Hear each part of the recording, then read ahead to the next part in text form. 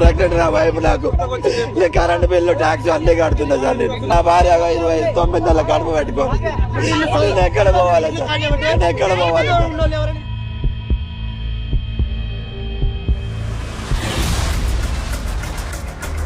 राहुल गांधी इधर देशवासियों को जाति में उलझाए हुए हैं, उधर कांग्रेस के मुख्यमंत्री रेवंत रेड्डी तेलंगाना में 15,000 आशियानों को सपाट करने में लगे हुए हैं। हालांकि इस बात की देशवासियों को कानों कान तक खबर नहीं है। 1,50,000 करोड़ रुपए की लागत से बनने वाले इस जमीन पर ऐसा नहीं है कि गरीबों के लिए अस्पताल या स्कूल कॉलेज खोला जाएगा, बल्कि पर्यटकों को आकर्षित करने के लिए मूसी रिवर फ्रंट को रीडेवलप करने के नाम पर कांग्रेस गरीबों के जीवन भर की कमाई को बुलडोज कर रही है। अब कुछ लोग कहेंगे कि इसमें क्या बड़ी बात है, ये तो हर राज्य में होता है।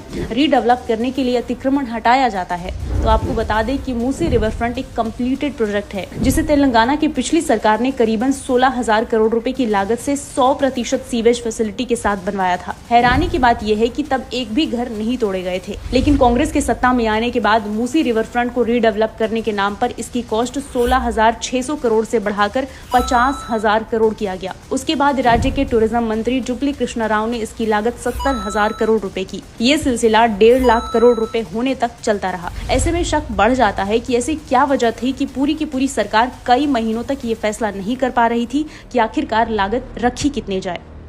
आमतौर पर प्रोजेक्ट का काम शुरू होने के बाद लागत राशि बढ़ाई या कम की जाती है, लेकिन कांग्रेस सरकार निर्माण का काम शुरू किए बिना ही राशि बढ़ाती चली गई और लोगों के आशियाने को ढहाने का काम शुरू कर दिया, वो भी स्थानीय लोगों को बिना कोई स्पष्ट रीजन बताए। हिटलर की तरह कांग्रेस सरकार ने ऑफिशियल तौर पर 15,000 घरों को तोड़ने का नोटिस जारी किया।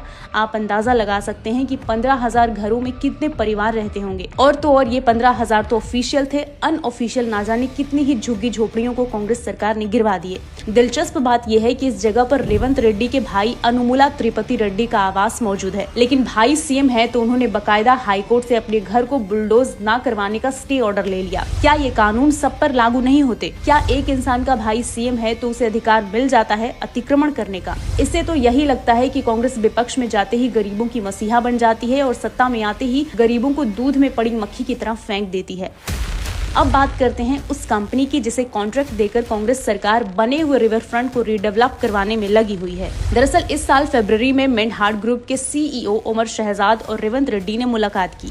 ये वही कंपनी है जिस पर झारखंड में करोड़ों रुपए के स्कैम करने के आरोप है। इतना ही नहीं, कांग्रेस सरकार उस कंपनी को भारत में 1 लाख से भी ज्यादा रुपए के कॉन्ट्रैक्ट दे रही है, जिसे पाकिस्तान जैसे देश ने मनी लॉन्ड्रिंग मामले में लुकआउट नोटिस जारी किया हुआ है। सोचने वाली बात है कि जिसे पाकिस्तान ने ठोकर मार दी, उसकी जेबें कांग्रेस क्यों भरने में लगी है। कांग्रेस सरकार का कहना है कि इस प्रोजेक्ट के तहत शहर में मनोरंजन क्षेत्र, सार्वजनिक प्लाजा, बच्चों के थीम पार्क बनाए जाएंगे। क्या हैदराबाद को इन सब की और जरूरत है, वो भी उस समय जब 15,000 लोगों को बेघर किया जा रहा है। आपको याद होगा 2023 में राहुल गांधी की सांसदी सस्पेंड होने के बाद जब उन्हें सरकारी आवास खाली करना पड़ा तो पूरी कांग्रेस बिलबिला रही थी, लेकिन आज कांग्रेस शासित राज्य में 15,000 घरों से चीख पुकार की आवाज सुनकर राहुल गांधी जानबूझकर अपने कान में रुई डालकर बैठे हैं। तेलंगाना में हजारों आशियानों को तोड़ने का कांग्रेसी सरकार का ये मुगलिया पैगाम न सिर्फ अपने पसंदीदा बिजनेसमैन को फायदा पहुंचाने का या तो पैंतरा है, या फिर प्रोजेक्ट के लिए जो करोड़ों की लागत बढ़ाई जा रही है वो कहीं दिल्ली के अकाउंट में डालने का एक तरीका तो नहीं।